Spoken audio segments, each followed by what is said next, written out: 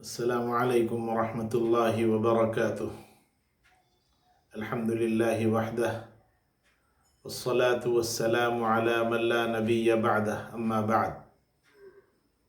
محترم اور معزز سامعین اور ناظرین کرام، محبوب سبحانی قطب ربانی سیدنا شیخ عبدالقادر جیلانی رحمۃ اللہ علیہ کے ملفوظات میں سے وہ اہم باتیں جو ہم سب کی زندگیوں میں ایک انقلاب کا ذریعہ بن سکتے ہیں، ان کو کوشش کر کے ہم نے چھانٹا ہے اور اس کو قلم زد کر لیا تھا، اور روزانہ تھوڑے تھوڑے وہ ملفوظات آپ حضرات کے سامنے پیش کرنے کی سعادت حاصل کی جا رہی ہے۔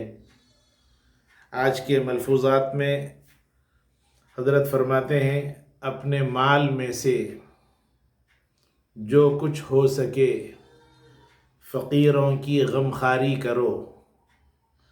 اگر کسی چیز کے دینے کی طاقت ہو، خواہ تھوڑی دے سکتے ہو یا بہت، تو سائل کو واپس نہ کرو۔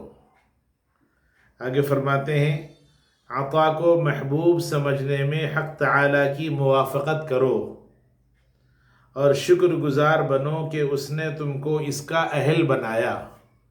دیکھیے، اللہ تعالیٰ نے آپ کو اس قابل بنایا ہے کہ آپ کسی غریب کی تھوڑی یا بہت مدد کر سکتے ہیں، یہ اللہ کا انعام ہے۔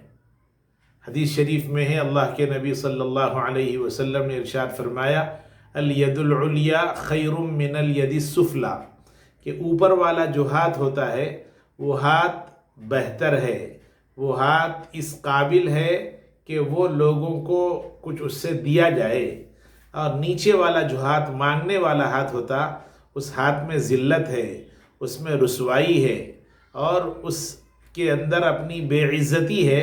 اس لیے یہ مانگنے والے ہاتھ سے اچھا یہ دینے والا ہاتھ ہے۔ تو اللہ تعالیٰ نے آپ کی اگر حیثیت یہ بنائی ہے کہ آپ کچھ دے سکتے ہیں، کسی کی مدد کر سکتے ہیں، تو مدد کرنے کے معاملے میں کاہلی نہیں کرنا چاہیے، کچھ نہ کچھ بہرحال دینا چاہیے۔ بہت زیادہ نہیں دے سکتے تو کچھ دیجئے تاکہ اس بیچارے کی ضرورت پوری ہو جائے۔ کیوں؟ اس لیے کہ دینے کی وجہ سے اللہ تبارک و تعالیٰ کے پاس آپ کا مقام بڑھ جائے گا۔ اور یہ جو دے رہے ہیں کسی غریب کی مدد کے لیے، کسی مفلس کی مدد کے لیے، کسی قلاش کی مدد کے لیے، کسی فقیر کی ضرورت پوری کرنے کے لیے، یہ اللہ تعالیٰ کے راستے میں قرضہ ہے۔ فرمایا، من ذا الذی یقرض اللہ قرضا حسنا، کہ جو شخص اللہ تعالیٰ کو قرض حسنہ دیتا ہے، یعنی کسی غریب کو اگر دے رہے ہیں تو یہ غریب کو دینا دراصل اللہ تعالیٰ کو قرضہ دینا ہے۔ اللہ فرماتے ہیں، فَيُضَاعِفَهُ لَهُ وَلَهُ أَجْرٌ كَرِيمٌ، تو ایسے لوگوں کا جو قرضہ ہوتا ہے اللہ تعالیٰ اس کو دگنا کر کے اور کئی گنا اضافے کے ساتھ واپس فرماتے ہیں، اور پھر فرمایا اجر بھی الگ دیتے ہیں، ثواب۔ اس لیے اللہ کے راستے میں صدقہ اور خیرات کی بڑی اہمیت ہے۔ حدیث شریف میں یہ بھی ہے، اللہ کے نبی صلی اللہ علیہ وسلم نے ارشاد فرمایا کہ صدقے کی وجہ سے بلائیں دور ہوتی ہیں۔ ہر انسان کے ارد گرد بلائیں گھومتی اور منڈلاتی رہتی ہیں۔ ان بلاؤں سے بچنے کے لیے، ان بلاؤں سے اپنے آپ کو محفوظ رکھنے کے لیے، اور ان بلاؤں کے نقصان سے اپنے آپ کو بچانے کے لیے بہت ساری جو شکلیں ہیں، ان شکلوں میں سب سے مؤثر جو شکل ہے وہ یہ ہے کہ آپ صدقہ اور خیرات کرتے رہیں۔ صدقہ اور خیرات کی برکت سے اللہ تبارک و تعالی آنے والی مصیبتوں اور بلاؤں سے محفوظ فرما دیتے ہیں۔ اس لیے حضرت شیخ فرماتے ہیں کہ آپ دینے کے قابل ہو گئے، کسی غریب کی مدد کرنے کے قابل ہو گئے، یہ اللہ کا انعام سمجھیے۔ اور پھر آگے فرمایا، تجھ پر افسوس ہے کہ جبکہ سائل اللہ عز و جل کا واسطہ دے کر مانگ رہا، اللہ کے نام پر دیجئے بولتا کوئی فقیر، فرمایا کہ یہ اللہ کی طرف سے آپ کے پاس بھیجا گیا ہے، اور اس کو آپ دینے پر قدرت بھی رکھتے ہیں۔ وہ آپ سے آپ کی پوری دولت نہیں مانگتا، پوری جائیداد آپ سے نہیں مانگتا، آپ کی پراپرٹیز پوری نہیں مانگتا، وہ تو اپنی ضرورت پوری کرنے کے لیے کوئی روپیہ مانگا، کوئی 10 روپیے مانگے، کوئی 100 روپیے مانگے۔ حقیقت میں کوئی فقیر ہے تو ضرور دینا چاہیے۔ آج کل پیشے کے اعتبار سے پروفیشنل جو فقیر ہیں ان کو ہرگز نہیں دینا چاہیے۔ کیوں؟ اس لیے کہ اگر پروفیشنل جو فقیر ہیں ان کو اگر ہم دیتے ہیں تو پھر ان کو کاہل بنانے میں ہم ذریعہ بنیں گے۔ اس لیے کوئی ہٹا کٹا ہے، طاقتور ہے، محنت کر کے کھا سکتا ہے مگر وہ نہیں کھاتا، تو ایسی صورت میں اس کو ہرگز نہ دیا جائے۔ کوئی پریشان حال ہے، اس کی مدد کی ضرورت ہے، اس کے وسائل اور سورسز نہیں ہیں، تو پھر ایسی صورت میں اس کی ضرور بھی ضرور مدد کرنا چاہیے۔ اسی کو فرمایا تجھ پر افسوس ہے کہ کوئی سائل اللہ کا واسطہ دے کر تجھ سے مانگتا ہے اور تو دینے پر قدرت بھی رکھتا ہے مگر اس کو دیے بغیر واپس کر دیتا، اس پر افسوس ہے۔ اور بعض لوگ مانگنے والوں کو جھڑک بھی دیتے ہیں۔ اللہ تعالیٰ نے قرآن مجید میں ارشاد فرمایا وَأَمَّا السَّائِلَ فَلَا تَنْهَرْ، اے لوگو مانگنے والے جو آتے ہیں ان کو جھڑکو نہیں، آپ نہیں دے سکتے خاموش ہو جائیے، اور اگر آپ دینے کے قابل ہے کچھ دے دیجئے، نہیں دے سکتے اس سے کہیے بھائی بعد میں آئیے بولیے، یا اس سے کہہ دیجئے بھائی معاف کیجئے بولیے، کوئی حرج نہیں ہے، مگر جھڑکنا یہ اللہ کو ہرگز پسند نہیں، اس لیے کہ وہ اللہ کا نام لے کر آپ کے پاس آیا ہے۔ کسی جگہ آپ جا رہے ہیں، مسجد کے پاس کچھ فقیر بیٹھتے ہیں، وہ بھی ایک طرح کے پروفیشنل فقیر ہوتے ہیں، ان کو نہ دیا جائے، اگر واقعتاً مستحق معلوم ہوتے ضرور دینا چاہیے۔ ہندو یا مسلمان یہ بھی نہ دیکھا جائے، اس لیے کہ فقیر کوئی ہے، وہ انسان پہلے ہے، بعد میں ہندو یا بعد میں وہ مسلمان ہے، اور انسانیت کی بنیاد پر مدد کرنے کا حکم دیا گیا، اس لیے انسان سمجھ کر مدد کی جائے۔ ہندو ہے، مسلمان ہے، کسی اور مذہب کا ماننے والا ہے، اللہ کا منکر ہے، مگر بہرحال وہ انسان ہے اور اس کی ضرورت پوری کرنے کے لیے وہ آپ سے مدد مانگتا ہے، اس کی ضرور بھی ضرور مدد کرنا چاہیے۔ کہیں جا رہے ہیں، سگنل کے اوپر، عام طور پر سگنلوں کے اوپر جو فقیر ہوتے ہیں وہ پروفیشنل ہوتے ہیں، ان کا پیشہ ہی وہ ہے کہ وہ مانگنے کے لیے باضابطہ کھڑے ہوتے ہیں۔ ایسے پروفیشنل فقیروں کو دینا گناہ کا کام ہے، ہرگز نہ دیا جائے، اور آپ خاموش ہو جائیں، 2-5 مرتبہ اگر آپ ایسا معمول بنا لیں، خاموش ہو جائیں تو پھر آپ سے کوئی مانگتا نہیں۔ بعض مرتبہ لوگ جھڑک دیتے ہیں، جھڑکنا نہیں چاہیے، اس لیے کہ وہ اللہ کا واسطہ دے کر، اللہ کا نام لے کر آپ سے مانگ رہا ہے، ہرگز نہ دیا جائے۔ رمضان المبارک میں بہت سارے لوگ مانگنے کے لیے آتے ہیں، غیر مستحق بھی آ جاتے ہیں۔ اب آج کل حیدرآباد کی بات یہ ہے کہ ہر رمضان سے بالکل پہلے تقریباً 5000 سے زیادہ برقعے غیر مسلم عورتیں کرائے پر لیتی ہیں مہینہ بھر کے لیے، اور مسلمانوں کا بھیس ڈال کر، مسلمانوں کا حلیہ ڈال کر لوگوں سے مانگتے ہیں، اور بہت سارے لوگ زکوٰۃ کے پیسے ان کو دیتے ہیں۔ زکوٰۃ کا پیسہ لینے کا اہل صرف مسلمان ہے، اس لیے جب تک جانچے نہیں اس وقت تک نہ دیں۔ اور بعض مرتبہ ایسا بھی ہوتا ہے کہ ہمارے والد، ہماری والدہ یا ہمارے بڑے لوگ کسی کو دیا کرتے تھے جب ان کے ماں باپ غریب تھے، اب ماشاءاللہ بچے نے پڑھ لیا، بچی نے پڑھ لیا، حالات کچھ ایسے ہو گئے کہ یہ لوگ بھی اہل نصاب ہو گئے، زکوٰۃ دینے کے قابل ہو گئے، مگر چونکہ باپ مانگتے تھے اس لیے بیٹا بھی مانگتے ہوئے آتا ہے۔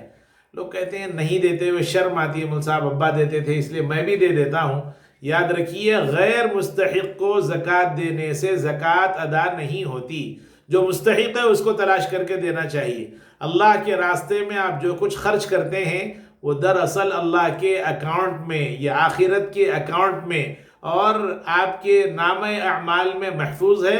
جو آپ نے دنیا میں دیا وہ تو آپ کو مل رہا ہے، اور ساتھ میں اس کے اوپر اجر بھی دینے کا اللہ تعالیٰ نے وعدہ فرمایا، اس لیے فرمایا کہ جو کچھ تیری حیثیت ہے اس حیثیت کے مطابق دے دیا کر۔ حضرت شیخ فرماتے ہیں تجھ پر افسوس ہے کہ کوئی سائل اللہ کی طرف سے آیا ہے تو اس کو دینے پر قدرت رکھتے ہوئے نہ دینا اچھا نہیں ہے، دینا چاہیے، جو ہو سکتا ہے وہ ضرور بھی ضرور دینا چاہیے۔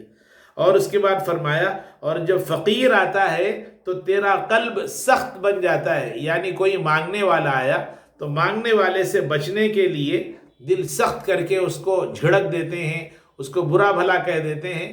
یہ حضرت شیخ فرماتے ہیں انتہائی بری بات ہے۔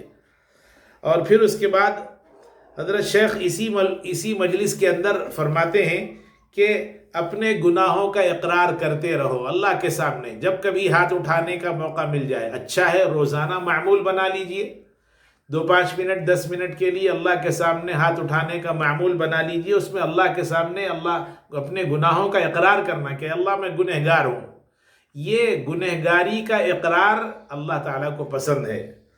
اپنی تقصیر اس کے حضور میں معذرت کرنا، یعنی میں اللہ قاصر ہوں، عاجز ہوں، گناہوں سے بچنے کے معاملے میں اللہ مجھ سے کوتاہی ہو رہی ہے، مجھے معاف فرمائیے۔